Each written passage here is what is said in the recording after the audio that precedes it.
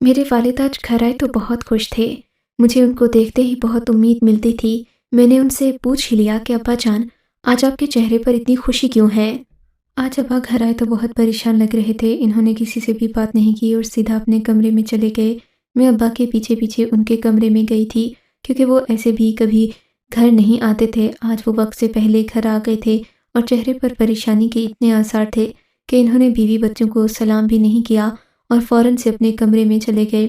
ایسے میں وہ اماں سے بھی بات نہیں کیا کرتے تھے، مگر میں ابا کے لیے ان کی پسندیدہ الائچی والی چائے بنا کر ان کے کمرے میں چلی گئی۔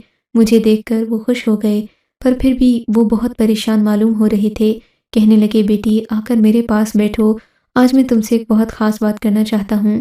میں سمجھی کہ شاید میں نے اب پھر کوئی امی کے بارے میں ایسی بات کر دی کہ ان کا دل دکھ گیا۔ اکثر اماں ایسا ہی کیا کرتی تھیں، وہ سیدھا شکایت ابا کو ہی لگاتی تھیں۔ مجھے اماں کی عادت پسند نہیں تھی، پر آج ابا نے جو بات کی تھی وہ بہت ہی زیادہ مختلف تھی۔ کہنے لگے کہ بیٹی، یہ بات تو ویسے ماں کو بیٹی سے کرنی چاہیے، پر تمہاری ماں اس قابل نہیں ہے کہ وہ تم سے یہ باتیں کر سکے۔ میں باپ ہونے کی حیثیت سے یہ پوچھتے ہوئے کچھ عجیب سا لگتا ہوں، جانتا ہوں کہ حیا مانے ہے، پر بیٹی اب تمہاری شادی کی عمر ہو چکی ہے اور میں تمہارے رشتے کے لیے پریشان ہوں۔ ابا کی بات سن کر میں حیران ہو گئی۔ میں نے ہمت کر کے ابا سے کہا، ابا، لوگ تو اس لیے اپنی بیٹیوں کے رشتوں کو لے کر پریشان ہوتے ہیں کیونکہ ان کی بیٹیاں مطلب وہ خود غریب ہوتے ہیں، اپنی بیٹیوں کو جہیز نہیں دے سکتے۔ ہمارے ہاں تو ایسا کوئی مسئلہ نہیں ہے ابا، آپ تو اچھے خاصے عزت دار شخص ہیں، آپ کے لیے رشتوں کی کیا کمی۔ میری بات سن کر ابا دکھی لہجے میں مسکرا دیے اور بولی، تو بات ہے بیٹا کہ میں ایک عزت دار شخص ہوں، سب لوگ مجھے جانتے ہیں، اور جو لوگ مجھے جانتے ہیں وہ میری دولت کے حساب سے مجھے جانتے ہیں۔ سب کو معلوم ہے کہ میرے پاس کئی پلازے اور ہزاروں کی تعداد میں ایسے اثاثے ہیں جن سے کسی کی بھی زندگی بلکہ نسلیں سنور سکتی ہیں، پر میں کسی بھی لڑکے کو تمہیں اس بنا پر نہیں دینا چاہتا کہ وہ تمہاری دولت سے پیار کرے، بلکہ وہ لڑکا ایسا ہونا چاہیے جسے سچ مچ تمہاری شخصیت سے انسیت ہو۔ میں نے کہا، ابا ایسا لڑکا تو آج کل ملنا ناممکن ہے، ہم بھی تو ہوتے تو کسی دولت مند لڑکے کو ہی پسند کرتے۔ اگر فرض کریں آپ غریب ہوتے، آپ کبھی بھی میرے لیے کسی غریب لڑکے کو ترجیح نہ دیتے۔ میری بات سن کر ابا بولے، بیٹی ایسا نہیں ہے، بس جو میں سوچ رہا ہوں وہ تم نہیں سمجھ پاتی۔ تمہاری والدہ کو یہ بات پتہ نہ چلے، لیکن کل میں تمہیں کہیں لے کر جاؤں گا۔ ابا نے گہرے سوچنے والے انداز میں کہا تو میں سوچ میں پڑ گئی کہ آئے بغیر مجھے کہاں لے جانا چاہتے ہیں۔ بہرحال میں نے ابا کی بات پر عمل کرتے ہوئے اگلے دن اپنی ماں کو یہ بات نہیں بتائی کہ میں کہاں جانا چاہتی ہوں۔ میں نے خاموشی اختیار کر لی تھی۔ اب پھر اگلے دن ابا نے مجھے اچھی طرح تیار ہونے کا حکم دیا۔ کہنے لگے کہ شوخ کپڑے پہن کر چلنا، کسی اچھی جگہ پر کھانا کھائیں گے۔ میں حیران تھی کہ کوئی باپ اپنی بیٹی سے ایسا کیوں کہے گا کہ تم شوق سے کپڑے پہن کر چلنا۔ کیا ابا مجھے کسی سے ملوانے جا رہے تھے؟ ایسا ہی ہوا جو میں نے سوچا تھا۔ ابا مجھ سے کہنے لگے کہ میں تمہیں جہاں لے کر جاؤں گا وہاں پر ایک لڑکا بھی تم سے ملنے آئے گا۔ میں حیران ہو کر ہکی بکی ابا کا منہ دیکھنے لگی۔ ابا بولے، بیٹا تم اس طرح مجھے نہ دیکھو، تمہاری والدہ بہت پرانے خیالات کی مالک ہے۔ میں تمہیں اس ایسے لڑکے سے ملواؤں گا جو تمہیں شادی کے لیے پسند کرے گا اور تم اسے دیکھ لو گی۔ اس میں کوئی غلط بات نہیں ہے، اسلام بھی اس بات کی اجازت دیتا ہے کہ لڑکا لڑکی شادی سے پہلے ہیں۔ میں نے کہا، ٹھیک ہے ابا، آپ میرے والد ہیں، میرے لیے کوئی غلط فیصلہ کیسے کر سکتے ہیں؟ پر میں کیا جانتی تھی کہ ابا صاف نیت ہونے کے باوجود بھی میرے لیے زندگی کو عذاب بنا دیں گے۔ میں ابا کے ساتھ اس لیے بھی خوشی خوشی چلی گئی کہ وہ واقعی مجھے کسی لڑکے سے ملوائیں گے۔ سچ پوچھیں تو شادی کا مجھے بھی بہت شوق تھا۔ میں اماں کی جھٹکیاں سن سن کر اب تنگ آ چکی تھی۔ وہ مجھے ہر بات پر یہی کہتی کہ باپ کی دولت ہے، جتنا عیش کرنا ہے کر لو، اگلے گھر جاؤ گی تو بہت پچھتاؤ گی۔ میں اماں کی خطرناک باتیں سن کر اکثر ہی شادی سے ڈرنے لگتی، پر یہ ذمہ داری اب ابا نے اپنے ہاتھ لے لی تھی، سو میں خوش بھی تھی۔ مجھے صبح تیار ہوتے ہوئے اماں نے نہیں دیکھا تھا، سو میں خوب بھڑکیلے کپڑے پہن کر ابا کے ساتھ آئی تھی۔ ابا بہت خوش تھے، بولے کہ بیٹا تم ہمیشہ بہادر رہنا، کبھی کسی سے ڈرنا نہیں۔ ابا باتیں کرتے کرتے اسی ہوٹل کے آگے رک گئے جہاں پر انہوں نے میرے ساتھ کھانا کھانا تھا۔ ہوٹل بڑا ہی شاندار تھا، ہم لوگ اندر گئے۔ مجھے اکثر ٹھنڈا کھانے سے الرجی ہو جاتی تھی، میں میٹھا بھی نہیں کھاتی تھی۔ ابا بولے کہ یہاں بہت ہی لذیذ قسم کا گوشت ملتا ہے، تم وہ گوشت کھاؤ گی تو بہت زیادہ خوش ہو جاؤ گی۔ میں ابا کی باتیں بیٹھی سن ہی رہی تھی۔ خیر ہم دونوں ہوٹل میں جا کر ٹیبل پر بیٹھے تو ایک ویٹر ہماری طرف آیا، اس نے ٹھنڈا پانی لا کر رکھا تو ابا بولے، بیٹے تم اس ہوٹل میں نئے آئے ہو، ورنہ یہاں کے سبھی ملازمین کو پتہ ہے کہ میری بیٹی کو کولڈ الرجی ہے، وہ ٹھنڈی چیزیں نہیں پیتی۔ یہ کہہ کر ابا نے اسے وہ ٹھنڈی بوتل واپس لے جانے کا کہا۔ لڑکے نے ایک نظر میری طرف دیکھا اور پھر وہاں سے چلا گیا۔ میں نے دیکھا اس لڑکے نے بہت منہ بنایا ہوا تھا، اس کو یہ بات بری لگی تھی، پر ظاہر ہے کچھ اصول ہوتے ہیں جو ان لوگوں کو پیروی کرنا ہی پڑتے ہیں۔ وہ کچھ بولا نہیں تھا پر اس کا مزاج بہت خراب لگ رہا تھا۔ بہت ہی عجیب طریقے سے اس نے مجھے دیکھا۔ میں نے اسے کہا کچھ نہیں، پر نہ جانے کیوں اس کی آنکھوں میں عجیب سے تاثرات تھے۔ ابھی یہ بات چل ہی رہی تھی کہ ایک اور لڑکا ہوٹل میں داخل ہوا۔ ابا اس کی طرف دیکھتے ہی اٹھ کھڑے ہوئے۔ میں نے دیکھا اس نے بھی ویٹر والا ہی لباس پہنا ہوا تھا، پر وہ بہت مختلف لگ رہا تھا۔ وہ ابا سے گلے ملا، اس نے میری طرف دیکھا اور بولا، یہ ہے آپ کی بیٹی مدیحہ۔ ابا نے میری طرف دیکھ کر کہا کہ ہاں بیٹا، میں اسے ہی تم سے ملوانا چاہتا تھا۔ میں ابا کو دیکھ کر حیران ہو گئی۔ ابا اس لڑکے سے گلے مل رہے تھے، بار بار ایسے کہہ رہے تھے کہ تم میرے بیٹے ہو، جس سے مجھے اندازہ ہو گیا کہ یہ وہی لڑکا ہے جس کے ساتھ ابا مجھے بیاہنا چاہتے ہیں، اسی لیے مجھے ملوایا بھی ہے۔ ہم لڑکیاں تو ایک ہی لڑکے کے لیے زندگی بھر کا ساتھ سوچتی ہیں، سو میں نے بھی ایسا ہی کیا تھا۔ میں اس لڑکے کو دیکھ کر ہزاروں خواب بننے لگی، کیونکہ وہ ستمگر بھی بہت خوبصورت معلوم ہوتا تھا۔ اسے دیکھ کر لگتا جیسے وہ کوئی انسان نہیں بلکہ ترشا ہوا دیوتا ہو۔ میں اسے دیکھتی ہی رہ گئی تھی۔ ابا نے مجھ سے بہت بار کہا کہ تم اس سے بات کرو، یہ موہد ہے، یہ بہت زیادہ نفیس طبیعت کا مالک ہے۔ میں ابا کی باتیں بس سنتی گئی تھی، پر وہ لڑکا مجھے کچھ عجیب اور پراسرار بھی لگا تھا۔ اس نے مجھ سے زیادہ بات چیت نہیں کی تھی، وہ زیادہ تر ابا کی باتیں ہی سن رہا تھا، جبکہ میں ان دونوں کو دیکھ رہی تھی۔ لیکن مجھے ابھی تک اس بات پر حیرت ہو رہی تھی کہ ابا نے میرے لیے ایک ویٹر کو ہی کیوں چنا تھا، مجھ میں کس چیز کی کمی تھی۔ تھوڑی دیر باتیں کرنے کے بعد وہ کہنے لگا، اگر آپ مناسب سمجھیں تو میں اپنی والدہ کو آپ کے گھر بھیجوں گا۔ ابا نے میری طرف دیکھ کر کہا، پہلے میں اپنی بیٹی کی مرضی پوچھوں گا، پھر آپ کو بتاؤں گا۔ لڑکے نے اچھڑتی سی نظر مجھ پر ڈالی اور وہاں سے چلا گیا۔ مجھے اس کی یہ قاتل ادائیں پسند آ گئی تھیں۔ اس کے جانے کے بعد ابا نے مجھ سے میری رائے پوچھی، کہنے لگے، بیٹی تم کیا کہتی ہو، کیا یہ لڑکا تمہیں پسند آیا ہے؟ میں نے فوراً سے ہاں میں سر ہلا دیا۔ میں نے لائق لگ رہا تھا، اس کی باتوں سے لگا کہ یہ بہت زیادہ ہمدرد بھی ہے۔ میری بات سن کر ابا ہنس دیے اور بولے، تم نے ابھی سے اپنے ہونے والے شوہر کی تعریفیں شروع کر دی ہیں۔ ابا کی بات سن کر میں تھوڑی شرمندہ ہوئی، سو میں خاموش ہو گئی، پر ابا واقعی مطمئن اور خوش لگ رہے تھے۔ تقریباً 3-4 گھنٹے کے بعد جب ہم گھر واپس لوٹے تو میری والدہ بہت غصے میں تھیں۔ بولی کہ مجھے سب پتہ ہے تم لوگ کہاں گئے تھے۔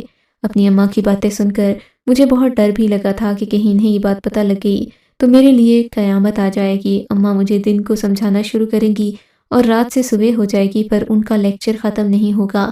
میں نے چپکے سے ابا سے یہ بات کہہ دی تھی کہ اماں کو اس بارے میں ذرا بھی بھنک نہیں پڑنے دینا، جب رشتہ پکا ہو جائے گا تب اماں کو بھی بتا دیں گے۔ میری والدہ ایک روایتی قسم کی خاتون تھیں۔ محبت کی شادی تو دور کی بات، لو لڑکے لڑکی کے ساتھ کھڑے ہونے کو بھی بہت برا مانتی تھیں۔ میرے ابا روشن خیال کے مالک تھے، اس لیے انہیں ان چیزوں سے کوئی فرق نہیں پڑتا تھا، اور ظاہر ہے جو ابا کے پاس میرے لیے رشتہ مانگنے آیا تھا وہ اتنا بھی برا تو نہیں ہوگا، ابا نے کچھ سوچ کر ہی اسے میرے لیے بلایا ہوگا۔ حیرت یہ تھی کہ وہ صرف ایک ویٹر تھا، میں بھلا ویٹر سے کیسے شادی کرتی۔ ابا نے گھر آتے ہی مجھے اپنے کمرے میں بلایا اور کہنے لگے، اب بتاؤ بیٹی تمہیں وہ لڑکا کیسا لگا؟ اس کا نام موہد ہے۔ میں نے کہا، ابا نام کو میں نے کیا کرنا ہے، لیکن مجھے اس کی شخصیت بہت معصوم لگی، وہ ایک شریف انسان معلوم ہوتا ہے۔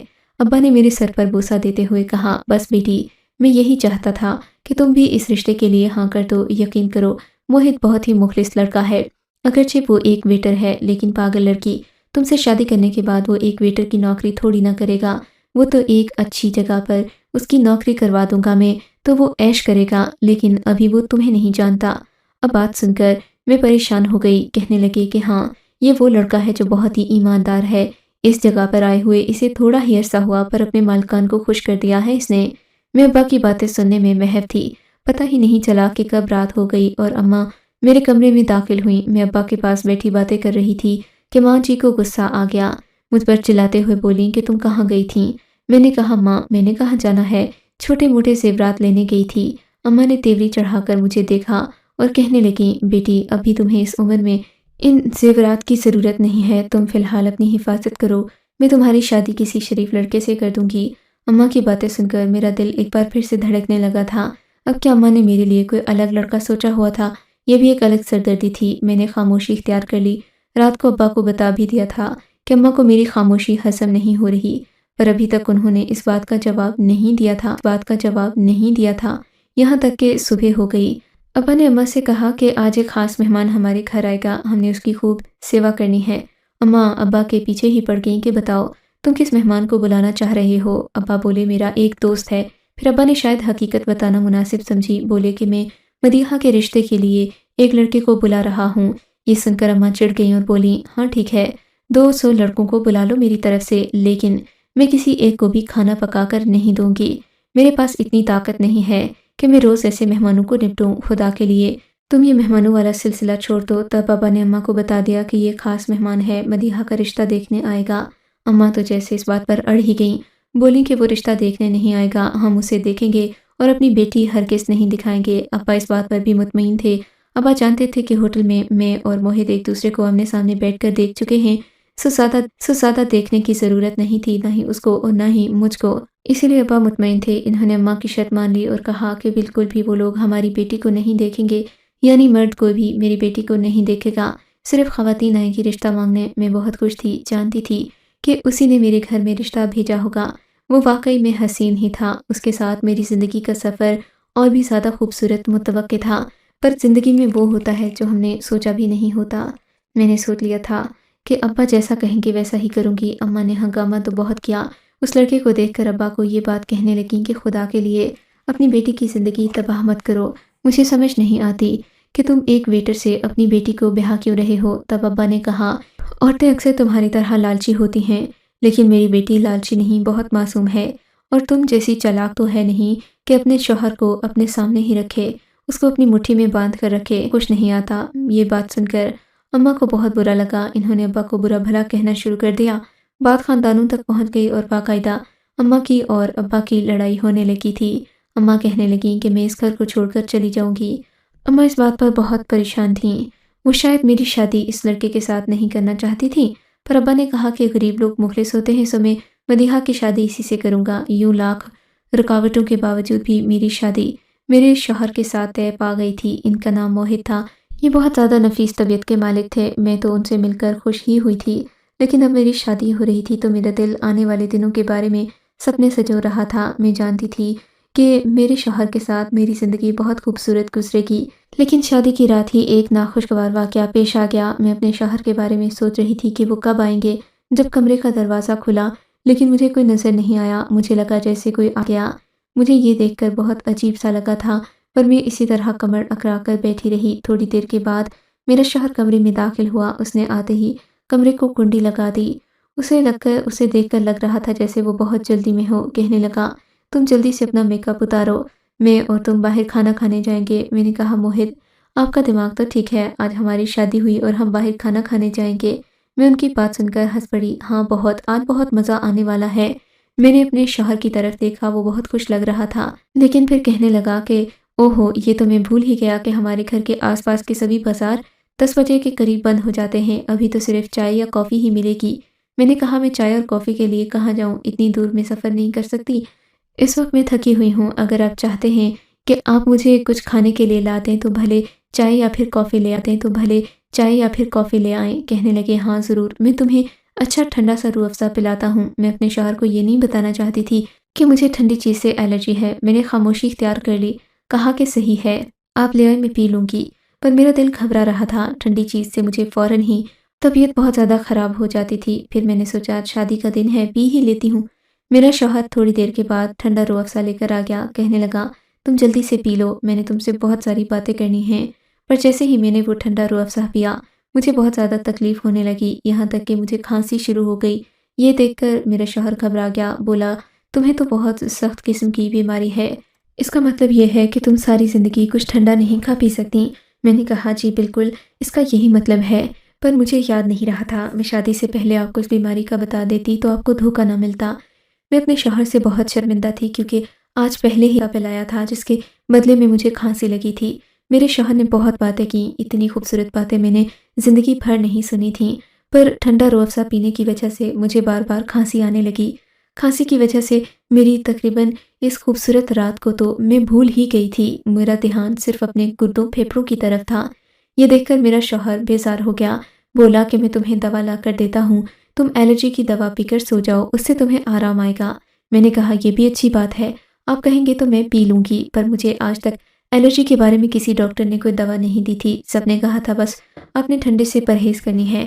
البتہ میرا شوہر میرے لیے ایک گولی لے کر آ گیا، گولی پر کسی قسم کا نام نہیں تھا۔ اس نے مجھے وہ گولی تھما دی اور کہنے لگا تم یہ اپنے پاس رکھ لو، اسے کھاتی رہنا تو تم ٹھیک ہو جاؤ گی۔ میں نے اپنے شوہر کی بات ماننی ہی تھی، وہ گولی میں نے نکال کر کھا لی۔ تھوڑی دیر بعد مجھے گہری نیند آ گئی اور جب میں صبح اٹھی تو مجھے لگا جیسے دنیا گھوم رہی ہو، سب چکر آ رہے تھے۔ میں نے اپنے شوہر کو بلایا، وہ کہنے لگا کہ یہ تمہاری الرجی کی وجہ سے ہوا ہے۔ میں نے کچھ نہیں کہا۔ تھوڑی دیر بعد اماں ابا ناشتہ لے کر آ گئے۔ یوں رسم و رواجوں میں ساری بات بھول گئی، پر مجھے ابھی بھی سر بھاری سا محسوس ہو رہا تھا، لیکن میں سب کے سامنے اس کا اظہار نہیں کرنا چاہتی تھی، سو خاموش رہی۔ پر آج رات ہوئی تو ایک عجیب واقعہ ہوا۔ میں نے دیکھا کہ آج پھر میری طبیعت بگڑ رہی تھی۔ آج کھانے پینے والا تو ایسا کچھ نہیں تھا، پر مجھے لگا میرے شوہر کی جیب میں بھاری برف کے ٹکڑے ہیں۔ میں انہیں دیکھ کر پریشان ہو گئی تھی، میری نظر ان پر پڑ ہی گئی۔ میں نے اپنے شوہر سے پوچھا، بولے کہ اوہو، میں تو تمہاری الرجی کا ایک علاج کرنے کے لیے یہ ٹکڑے اپنے پاس رکھے ہوئے ہوں۔ تمہیں پتہ ہے جیسے جیسے تم آہستہ آہستہ برف کو قبول کرتی جاؤ گی تمہاری الرجی ٹھیک ہوگی۔ میرے شوہر کی بات کچھ حد تک صحیح بھی تھی۔ انہوں نے مجھے بتایا کہ وہ جس ہوٹل میں کا کام کرتے تھے وہاں بھی ایسا ہی ہوتا تھا، جس کسی کو کسی چیز سے الرجی ہوتی وہ تھوڑی بہت کھا لیتا تھا اور پھر ٹھیک ہو جاتا تھا، لیکن اس کے ساتھ یہ دوا بھی لینا ہوتی ہے۔ ساتھ ہی میرے شوہر نے مجھے ایک اور گولی تھما دی۔ رنگ برنگی گولیاں کھا کر میرے منہ کا ذائقہ خراب ہو چکا تھا، پر شوہر کے کہنے پر میں نے ایسا ہی کیا۔